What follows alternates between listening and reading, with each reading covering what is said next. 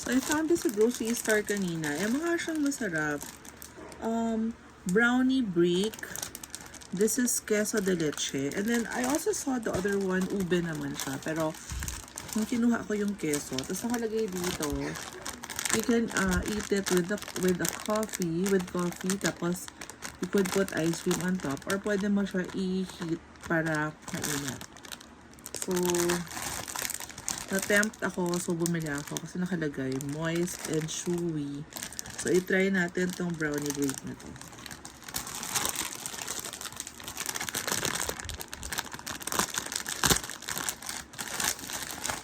Okay, so, may mga maliliit siyang ganito. Cut tayo ng isang sachet. So, ayan.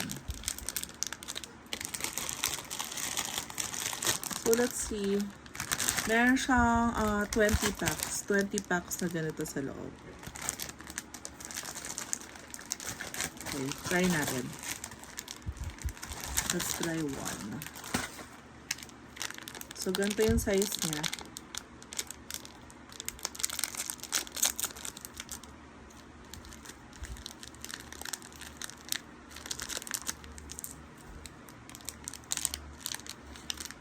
Oh, ang cute.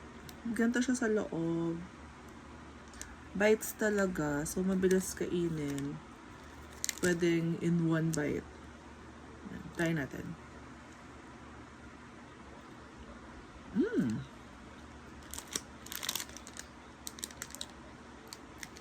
Ang sarap.